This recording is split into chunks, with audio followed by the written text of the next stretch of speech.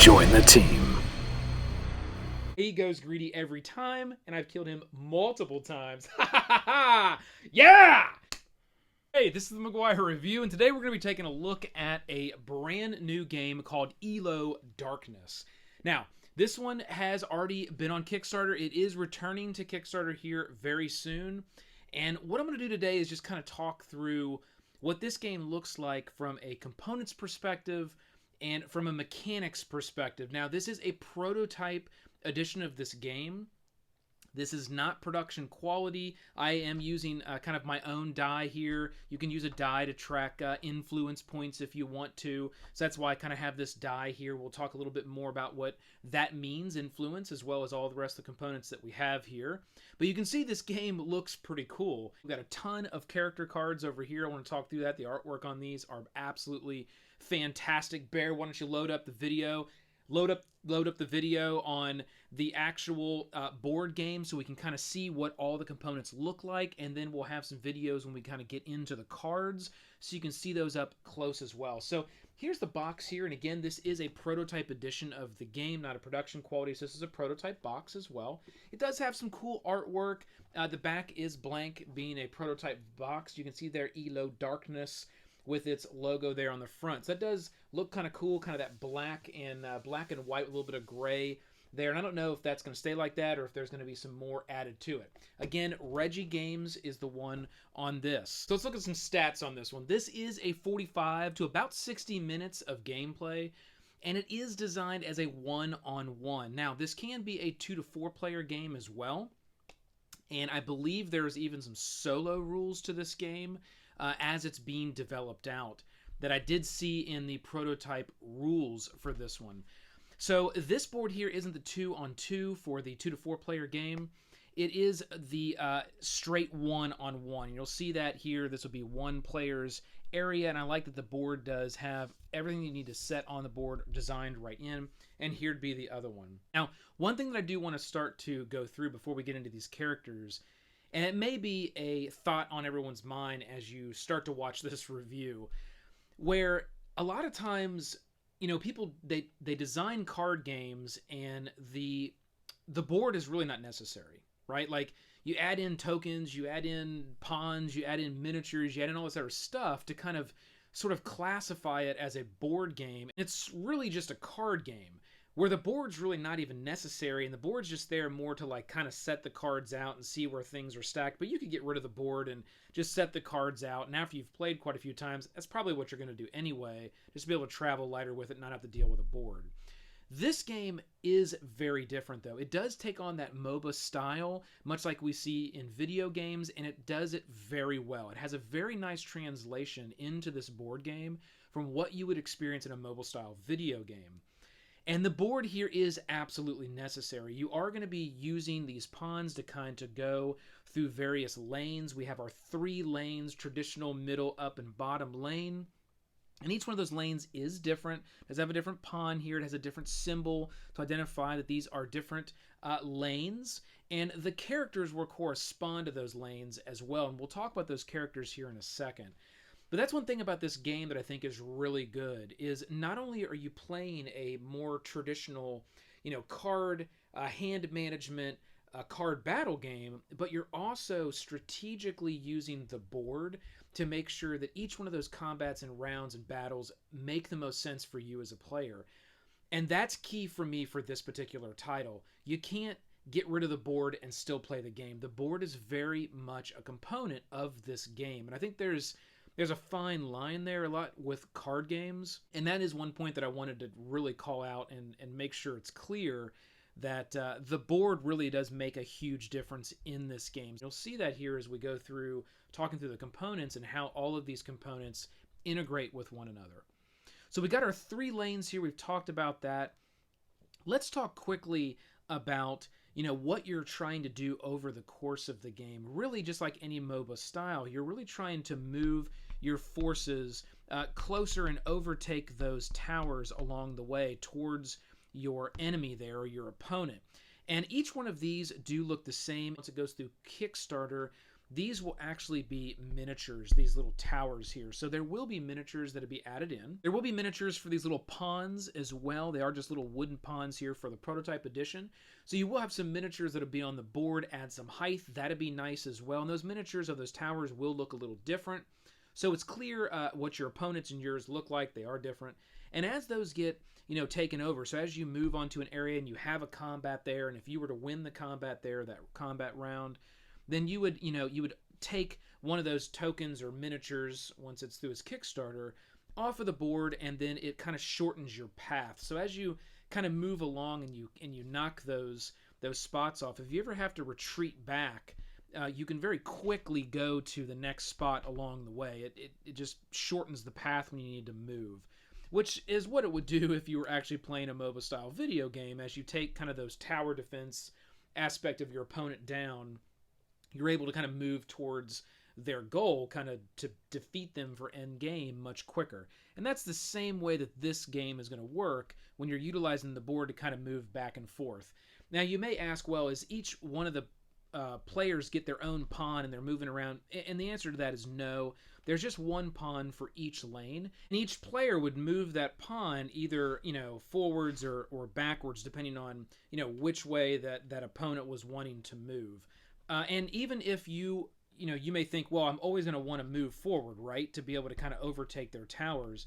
Well, the answer to that is no. There's actually a phase in the game that's called backing, where you can kind of back off. Or if you think in a MOBA style video game, you might be going down a lane, you might find out that, oh, this looks a little tough, I'm going to pull back and back off a little bit. And when you do that in this game, there is some benefit to doing that. It's kind of like you get to draw a card, and we'll go through the phases, but there is benefit in doing that. It's sort of like regrouping your forces and getting ready for a bigger battle.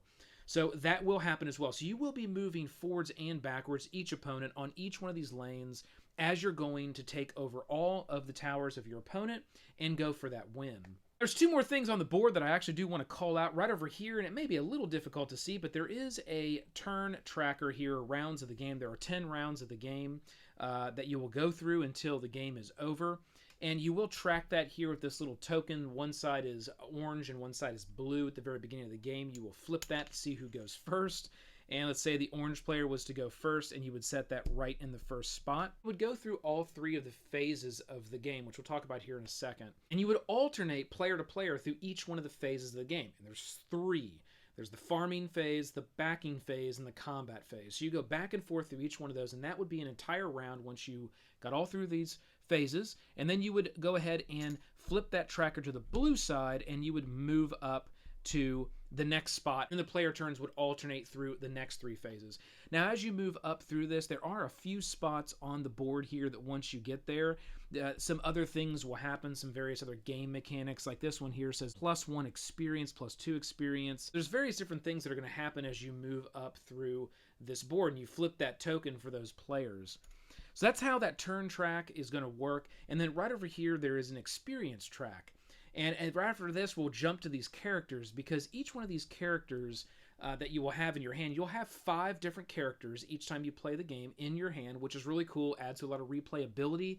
Again, each one of these characters is completely different. They have a very different feel, and they do play differently together. So as you build your deck, and there is some drafting that you go through at the very beginning when you build your deck, you will get to have different characters. So each time you play, you can draft and get different characters and compose different teams that will play completely different together, which I think is really cool. Now, those characters, and there are quite a few of them in the game, there are 10 character tokens here. They're represented. There are more characters than this. It's just 10 that we have here for the prototype edition. Each one of those does fall into a certain class, and there's 5 different classes, and you'll see those classes here represented with each one of these little tokens. Now, each player here is going to have a side, and they're going to put their tokens on that side. And what's going to happen is, as you play the game, it's going to happen various different ways, but you'll be able, over the course of the game, to grab a character that falls into a certain class and push that character up and level them up. And once you get, certain points in that track, this is your side, and this side's your opponent's side, there will be things you'll start to gain. So after the second time you level up, or you're level 2, you get +1 influence. So any classes that fall into this color, the blue, there will get +1 influence. And the influence makes a big difference when you go into combat. When you think about, fight points or damage points, that's what influence is in this game. So when you get into combat, you'll just basically add up all the influence on the cards that are fighting on that lane. There may be some gank cards, we'll talk about that adds to that. There might even be some items, which I really like about this game. I love games that bring items to the table. This is a huge item deck. We'll talk about that here in a second because it's very cool. But that's how your characters are going to level up over the course of games. So now let's go over here and look at our characters. You can just see how many characters there are. These cards are absolutely fantastic. The artwork is absolutely fantastic. I love the characters in this game. They are very rich in design, and they work very well together across the various classes.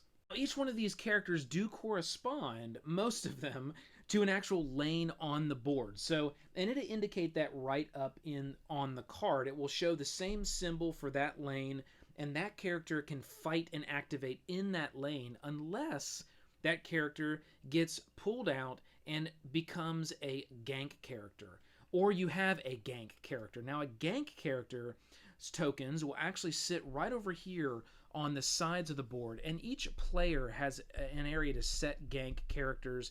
That basically means that those characters can kind of fight on any area or any lane of the board to provide assistance. So let's say that the game, started, and we'll go ahead and allocate some characters here to each player. That way everybody has one of each of these classes.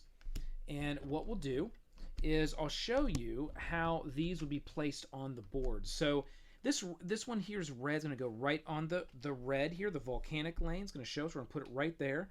We're going to find our blue and put it right here. Whoops, I took too many.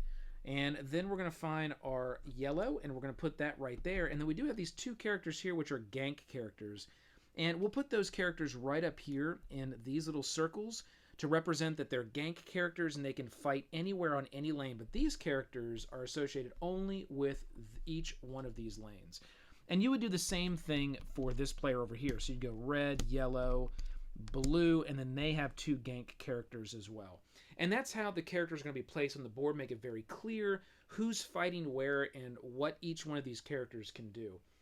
Now, if we look at one of the character cards here, and you can check the video here a little bit closer to see each one of these cards, but there is a symbol that's right up here in the corner, and that's going to show you which lane that character can go into. So it's right here, the volcanic symbol, okay, red, and the card is red, so it all clearly indicates and links up for you. Okay, here we go, volcanic. That means when I'm ready to play this card, do some combat, I can only set this guy right here in this volcanic lane and let him play there. Now, there's also another symbol that's right under that symbol that tells you which lane it goes in, and that's your resource that you can get for this card. We'll talk about that when we go through the phases of the game, because there's different choices that you're going to take strategically every time when you got these cards in your hand. You're not just going to be always having them in your hand and being able to just go combat with them. You're going to have to decide, do I keep this in my hand for combat or do I discard it for some different benefits that you can get in the game. And then here at the last number we have here, the circle right down here, right above where it talks about the ability that this player, this character card here has, it has a little number, and that's the influence number. That's the number you're going to add up when you get into combat to see who has the higher number and overtakes their opponent. Now, your abilities will come into play as well as you go through that course of game and you're playing the game. So let's just look at here, the String of Fate. This person's a marksman, it says here. So if the first card on top of the opponent's discard pile is a hero card, you gain +1 influence, and the opponent must reveal his hand. And that's an ultimate power. So every character does have 2 ultimate powers, as well as a few other standard powers. Now, those do come into play because as you do play cards, there's something called chain effect, where you can kind of link cards together if they're the same, from your character, those character cards, you can kind of link those together and produce chain effects where you can add up the influence. Just another mechanic in the game when you get to combat. Again, I'm not going to go too far into that. Those are our character cards. Let's move right over here, and we do have something called a roaming and a free lane card. Again, prototype stuff, so it's just black and white. The artwork isn't finalized on a lot of these different cards over here. It is mainly on our character cards, as you can see that nice bright poppy color here. So roaming cards are going to be if you decide to back off. And if you do that, you're going to put a roaming card down in the lane that you back off of, which essentially indicates that the character that's there now becomes a gank character, now has that gank ability to go out and fight and help on any one of those lanes. And you would just move that token right over to the gank area if you decided to go ahead and pull back and roam. That's what this roaming card is for. You would put that right in the area that's roaming, and your opponent would do the same thing. So that is an action that does affect your opponent directly, which basically means that that lane is now a roaming lane for you as well as your opponent. So you might have to think about that. Is that going to benefit you to do that? Because maybe it pulls a character out for the opponent as well and puts that character in that gank area too. I don't know. Maybe it is, maybe it is not. But that's something you need to think about if you want to actually pull back, and you'll do that in the backing phase. That's where the roaming comes in. Now, the other side, the free lane basically just comes out when you have any cards to play or you run out of cards in your hands. Just kind of that thing where you put down on the lane to say, it's just open, right? I don't really have anything that's going on there. And that's where the free lane is going to come into play. And it does list out here a few things if you do that. You cannot get greedy. We'll tell you what that means here in a second. The laner hero associated with this lane cannot be killed during this challenge. So if there is a hero that's associated with that lane at that time, that hero cannot be killed during any challenge. And it calls that out here right on the card. So that's what these cards are going to be used for. The next thing that we're going to see here are these two big stacks of cards, and these are what we like to call action cards. And they have this little symbol on it that says laner, and it's got all three lanes. So basically, these cards can be played on any of the lanes, and they can be played when you get into combat. So any of your gank cards, any of your action cards, those are going to be played later when you get into combat. You can see that there are quite a few of these cards. There's two large decks of these cards, and most of these do not have their artwork completed yet. I don't know that any of them... Well, these, I mean, they do. They're black and white, so some of the artwork is on there in a black and white phase. It looks pretty cool, but again, needs to have some color to it, and is not finished yet. We'll move up here. I'll save the items for last here. We do have coins. You will be able to acquire those coins. You will need that coinage to be able to purchase items. And then up here, we do have a monster deck where there's a few of these monster cards. And this isn't something that we're going to talk much about because this is really going to get into some of the gameplay modes that haven't been released yet. But there is a deck here with some monsters on it. And, you know, maybe that comes into play with the 2 to 4. Maybe it more likely comes into play when you do some solo type stuff. Right here, we're going to have monster tokens. We're not going to get into that for this review. You have 2 red tokens that are status tokens. We're not going to talk much about that either because that's not something that we're going to have for our prototype rule set here. And then this white one is a greedy token. And that one is going to be something that you can do when you're in combat. So when you get into that phase, you can choose to go greedy. And if you do that, there's some various things in the game that can happen. It allows you to... take a risk, let's just say, but it does leave you open, fairly vulnerable to dying for that character. So it's just something where you can take a risk and get a big reward, or since you're open, you might end up getting killed. So that's something you have to pay attention to if you do choose to go with that greedy action that happens within the combat phase. The last thing we've got here is the item deck, and I tell you, they include a ton of items. Again, not all the artwork is done on these, but I love the artwork on these item cards. There's some really cool different items that they have. Here's a nice beast teeth little saber weapon here, and there's some goggles, a dark cloak. There's various different things here, and it will tell you each one of these items, and I'll just use this one here, and you can check that video for these item cards. Thank you. For each one of these item cards, you will find that they will indicate a symbol here at the very bottom, which will correspond to one of your 5 classes. So, for instance, this one here, the Elder's Formula, mage cards gain +1 influence. This one indicates blue. So it only is going to be accessible by a character that is this class here. So that's the only type of character that can use this particular item. Right up here at the top, it does indicate how much that will cost. And over here on the side here, some of these have a level up, where if you pay 3 more gold, this one costs 1 to just get the item, but if you pay 3 more gold, you can level this up, and get even a more powerful The Elder's Formula item. When you acquire those items, you will set those right in the various item spaces that you have here on the board. And as you can see, you can only hold up to 3 items at a time. So if you do want to acquire more, you're going to have to discard and get rid of that item, thus losing whatever that ability would be to be able to fill in another one. I really like that. I like the fact that as you're playing the game, there's a lot of things going on, right? Each time it's your turn, you're going through those phases alternating. I also like that mechanic that it alternates through each one of the 3 phases versus like I get to go through all 3 phases and then you have to react to everything that I just did. That really does change your strategy sometimes when you're about ready to go through and play around. You may think, oh, okay, I'm going to attack on this lane and I'm going to push forward and I might pull this one back. And that doesn't always happen, much like you would find in MOBA style video games. I think that's why there's a good translation here. There may be things that don't go your way because you are alternating through those various phases. So let's get into those phases and talk about what they are. The first phase is going to be your farming phase. Now, when you do start the game, you're going to have 40 cards. Each person's going to have 40 cards. 25 of those cards are going to be your character, various character cards. Again, remember, you have 5 different classes that are going to be in each deck. And then you will have up to 15 of these, action cards as well, which will make up your 40 cards in your deck. Now, at the beginning of the game, you will also draft through, and each player will have an item stack. So it isn't like you're just, if you want to buy an item, you just pick up the whole item stack and go through and say, oh, okay, I'll go through all of these, and this is the one I want.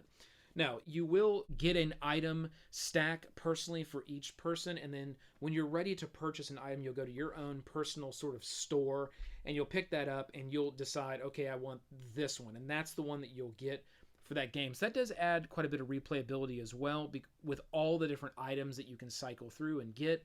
Again, you can start to see here with as many characters as we have, with as many classes we have, with as much strategy we have correlated with the board moving around, as well as the items. There's a lot of replayability and a lot of different combos and strategies you can set up the more and more you play this game.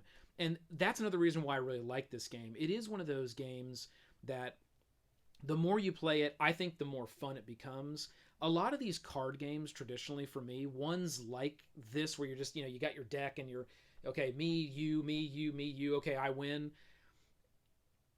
They don't always do it for me. Like, there's just those traditional throw a card.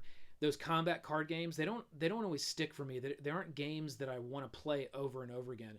This particular game starts to fall into that category of a game that I want to play more and more, because much like MOBA style video games that are addicting if you play those kind of games, you get that same rich feel of gameplay when you're playing this game.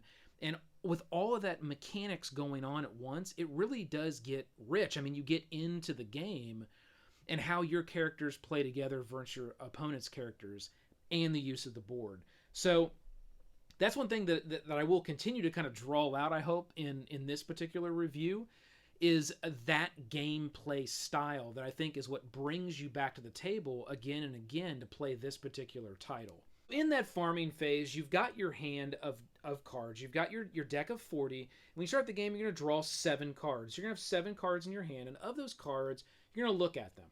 And let's just grab a few of these cards here. For example, I'll just grab these 3. Let's say these are the cards I had in my hand. Again, you're going to have 7 to start the game. Remember that each one of these cards does have that little symbol there that's on there that indicates what that card's worth. So this one here shows that it's worth either I can draw another card or I can get a gold.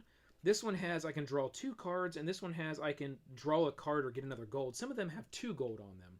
And that's very easy. Either has a little square on it, a little circle, or a square with a line and a circle. It's very simple to see what you can do with each one of these cards. Now, that's something you're going to balance in this farming phase. You're going to want to think, well, do I start to discard some of these cards and gain more cards in my hand because I'll be able to use those maybe when we get to combat? Or do I discard some of these cards to get some gold because then I'll be able to turn around and start to buy items? I'm a big fan of having some items, so I generally go for some gold to start with. So I may decide, you know what, I'm going to discard this card here, and I would just not throw it like that, but I would discard it, and that would give me a card or a gold, and I'm going to choose to take a gold, so I would just go ahead and take that. And then I'm going to discard, say, this card as well, and that's going to get me a card or a gold, and I'm going to take another gold. And I wouldn't have any of these weapons at this point. Let's say they were in my little personal store of items, but I would have 2 gold now, and I would still have a few cards in my hand.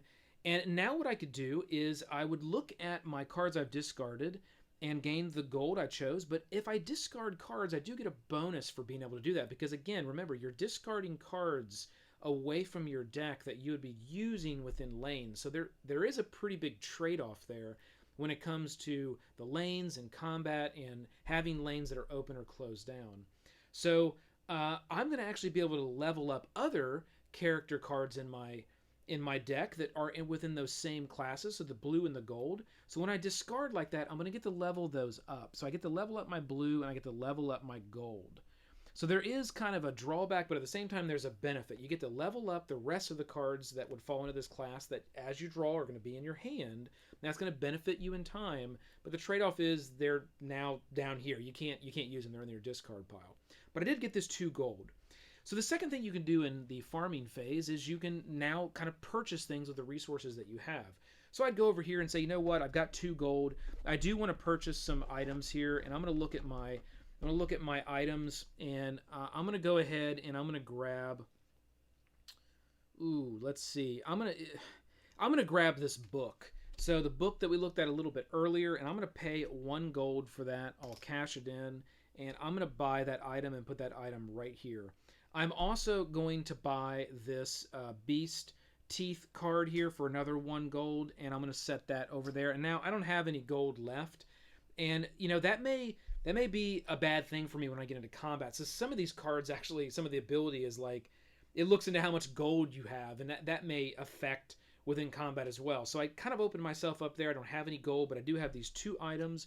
1 mage cards gain +1 influence, and jugular cards gain +1 influence, which is good. And that might actually give me kind of a boost when I get to combat, and it would depend on what cards I have in my hand as well. Do I actually have the mage cards, and do I actually have jugular cards that are in my hand? Maybe I do, and that's why I bought these items, because I'm going to use them later on in those particular lanes. This one goes to the green player. This one goes to the blue class. I may have those classes in my hands still and be able to use those.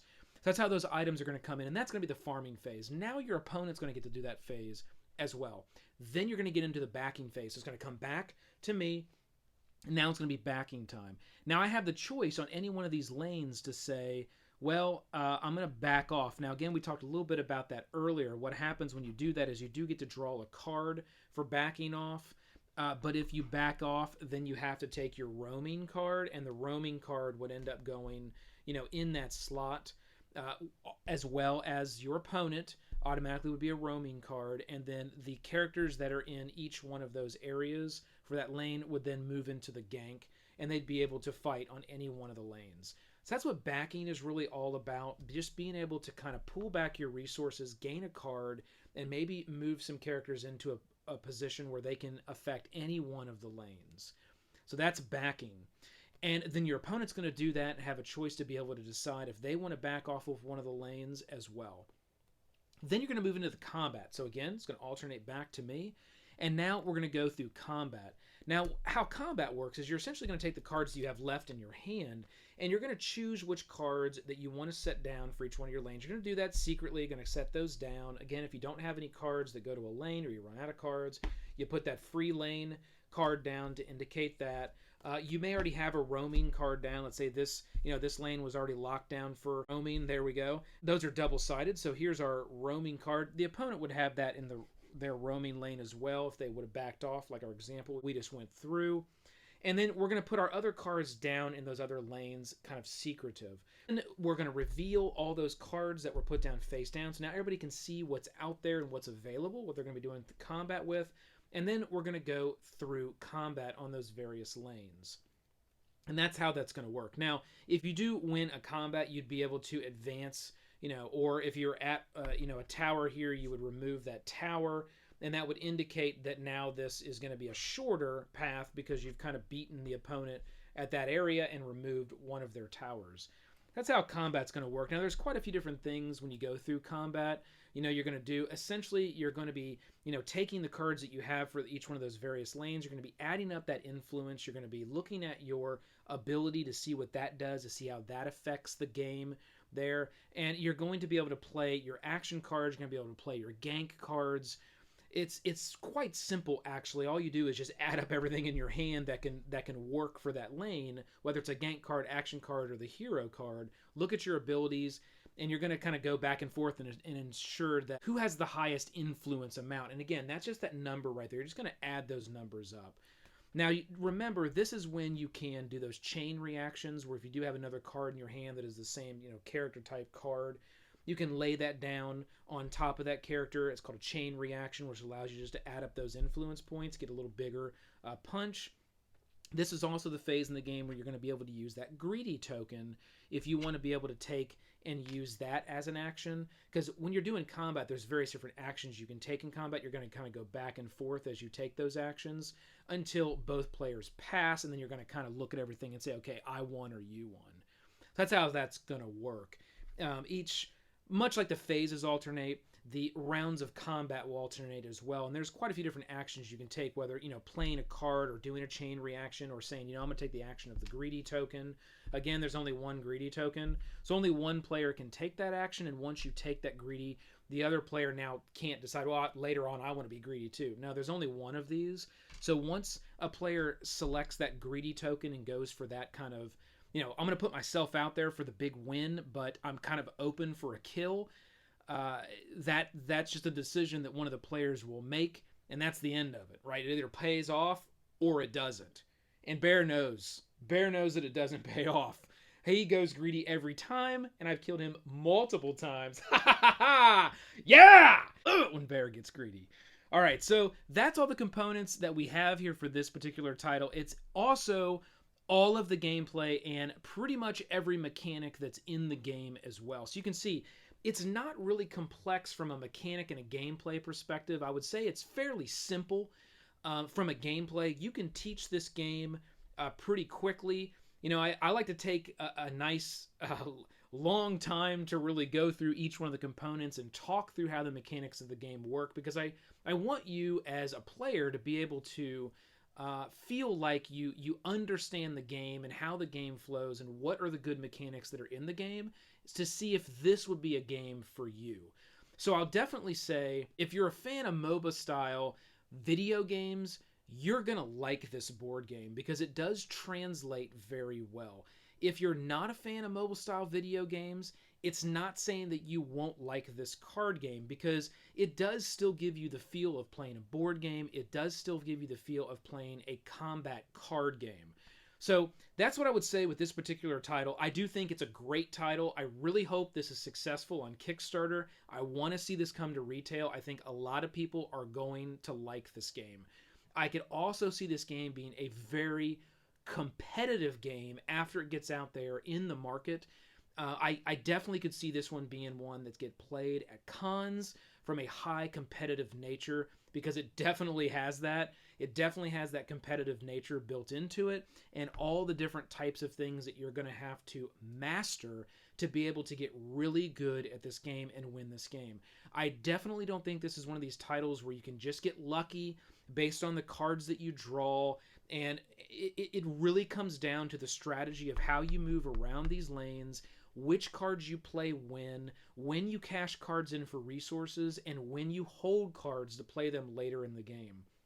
There will be tons of situations where you will have cards in your hand and you'll think, okay, this is a perfect time. I'll just put it down here. I'll chain reaction. I'll get the bigger points. I'll win the combat on this lane. And a lot of times, much like mobile style video games, you will decide to say, you know what? I'm going to go ahead and sacrifice losing a little bit on a lane to gain on a lane later in other combat rounds, or to come back with a big win later by potentially maybe even killing a character that represents one of these lanes. If you ever overtake a character by a certain amount of influence, you will actually kill that character. The character will be removed from the game, that class, and that character will be off. That's very good for you as a player because now you're starting to diminish the amount of characters that are going to be combating you through each one of these lanes, making it much easier for you. So you will find that as you're playing. So as you can see, there is a ton of strategy and different options that are built into this game that you can deploy during gameplay. So that's ELO Darkness. I do like this title a lot. The more I play it, like I said, the more I like it. It probably is one of my favorite head-to-head combat card board games right now. Now, again, this is going to have a solo aspect. It is going to have a 2 to 4 player aspect where you can get, 3 to 4 players around the board playing. I don't know what that feels like because I don't have that version of the game. So I can't really speak for that. I can't speak for the solo experience either. But the head-to-head experience is dead on. They really nailed it with this particular title, and I think they did a great job. So look for this title coming to Kickstarter. And with that, click that like, hit the subscribe below to join the team, ring the bell. This has been the McGuire Review, and we'll see you next time. Darkness!